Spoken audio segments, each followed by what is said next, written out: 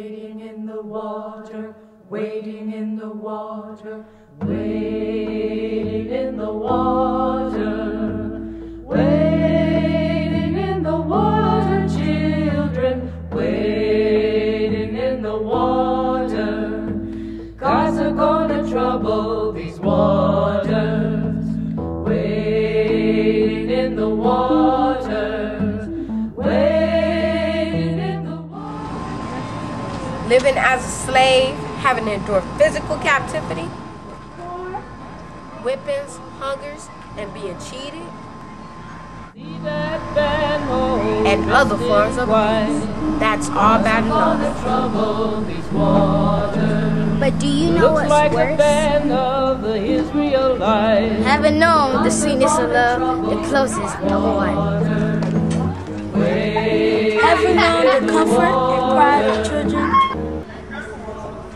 Having all that ripped away in one devastating but tortured day. That is truly unbearable. If I had never seen the cruel hand of the slave master striking the bodies of my friends. If I had never caught a glimpse of what liberty could bring. If I have never been torn from my loved ones. I may have died quietly in a slavery polluted land. However, I heard the sweet name of freedom call out. Have you ever heard of a 3-foot by 2.5-foot box that cost $86? That was the size and the price of my freedom. Now let me tell you my journey from the dark days of slavery to the bright truth of liberty.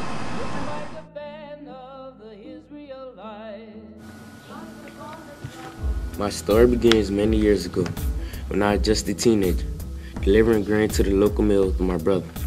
We were the master's favorites, so this trip was a chance for me to see the lives of other slaves. One day we ran into a group of slaves that worked for the owner of the mill. When they saw us, they looked at our clothes and asked, "Why are you wearing shoes?" Woohoo, why are you wearing rags? What are you carrying in those bags? We have meat and bread for our dinner. You look hungry. Dinner. Have you eaten? We only eat once a day and almost never meat. They have some of ours. The master, he's about to die. He's calling you.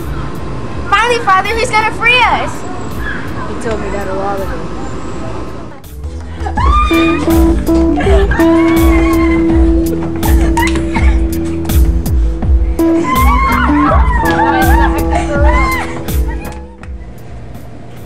You all know I am about to die, but I have some good news to tell you.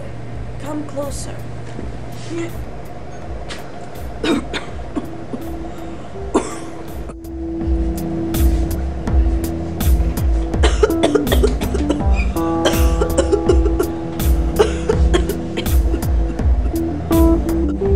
I'm going to divide you among my sons. Not only was he not going to free us, but he was separating us. My husband and I had to go with the older son, while my dear Henry had to go with the middle son, and my poor daughter had to go with the younger son. A long time had passed, and I was lonely without my family. I felt that I needed a wife to make me feel as if the loneliness had escaped away from my enslaved soul. Can I ask you your name? Nancy. Nancy. That's a nice name. My name's Henry Brown.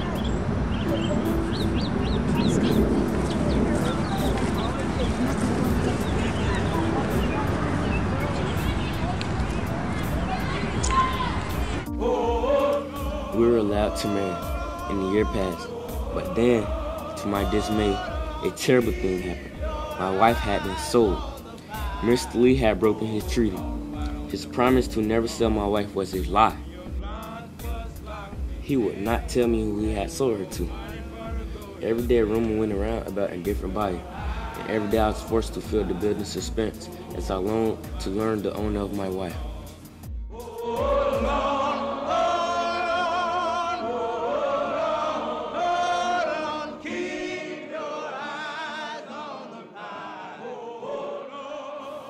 Mr. Cottrell was like a thief. Stole my money and used it for his own business and his gambling. How much does my husband have to pay? If you really want to stay with your wife, you'll have to pay me $50 just to stay together. And another $50 because you have one child and another on the way, so she can't be much use to me. And another $75 because she won't be able to wait on my wife and y'all be living separate. He asked for larger and larger amounts until I couldn't pay him anymore. I will get the money I need somehow.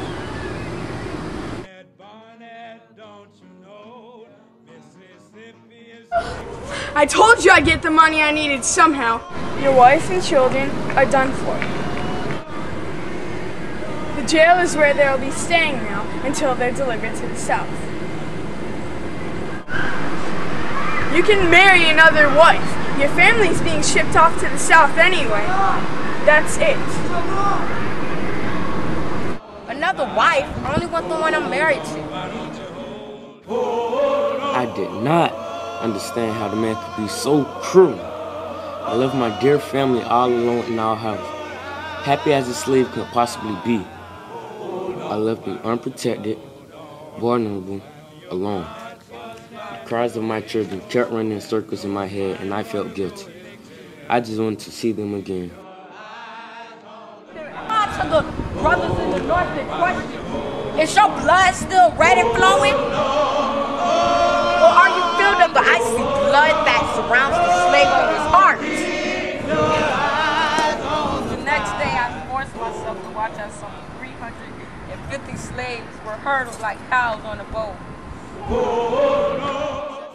As she came near, I grabbed Nancy's hand and had hoped that I would be able to say goodbye. But again, words failed me. Nancy turned and quickly caught up to the group before a whip would be slashed across her back. My heart had completely split in half, but I finally realized that I just had to be free. That's a slab of bacon fat, 2 pounds of flour, a pound of coffee, and a pound of sugar. Now do you, Henry?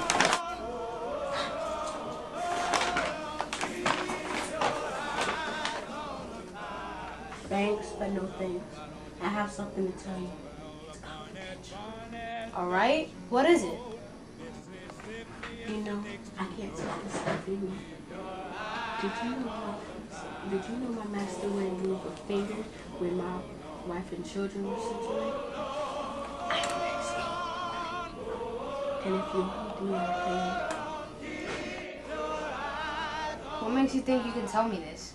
Aren't you afraid I'll report you? No, I know that you value the right of every man to be free. Well, you're right about that. How much can you pay me? I have $166 in savings. I'll give you half. Let's check on $86. Thanks. You could be smuggled out in a wagon. You could disguise yourself as a free man with false papers. You could walk in the shallow waters and rivers of creeks and avoid having the dogs track you down. I never did like the water so much. Say, I have it. You could strip me. Ship you. Put me in a box, pay to post it, and mail me. Are you out of your mind? You can die inside a box. Better to die trying to be free than to be bound to somebody else's will. When are we going to send the package? We'll be coming at dawn tomorrow. You bring the water supply, I'll bring the dry fruit. Okay. Don't worry about the dry fruit. I'll supply it from my store.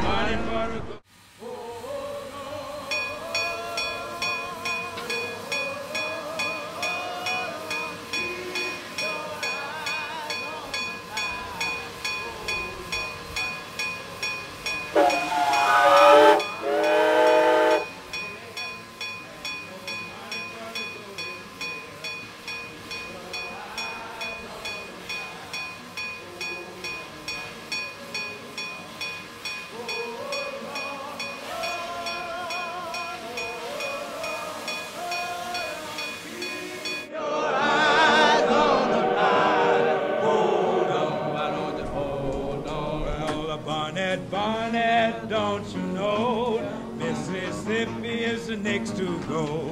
Keep your eyes on the prize.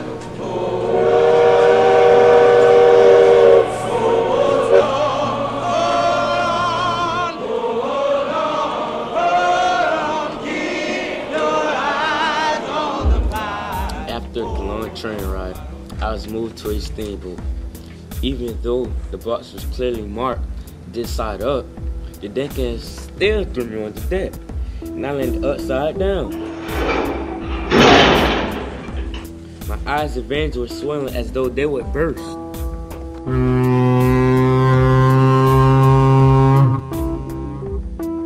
After what seemed like an eternity, someone finally flipped the box back over.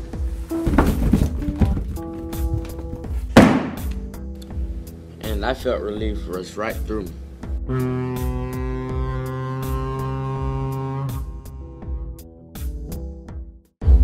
Once off the steamboat, I was placed inside my box on a wagon.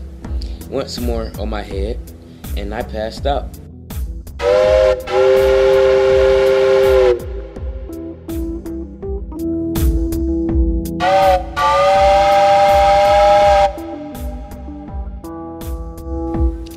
Finally, after 27 hours of cramped discomfort, I arrived at Philadelphia train station.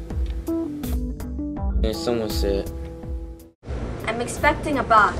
I believe it's that large one if I'm correct.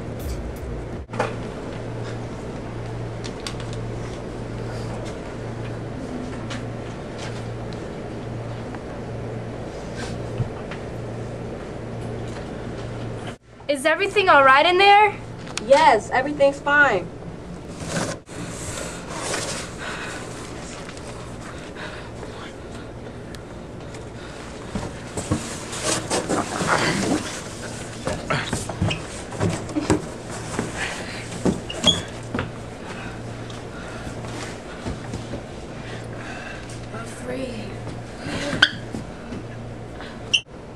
Congratulations, you made it. Not only to Philadelphia, but to the 21st century. It's a new life for you. An education for us. We'd like to know all about your life back then, Henry. Am I dreaming? Everything's so different. You have no idea. Yes! I won! I was a free man! I know I could have suffocated in that box and almost broke my neck when they bounced me on my head, but I gladly went through it for the sake of being free and being able to decide what to do with my life. And can you imagine my surprise when I found out that my box took me to the future? Can you? Slavery is long, long behind me, but I will fight for the right for everyone.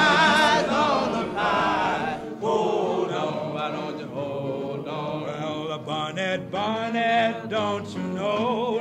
Mississippi is the next to go.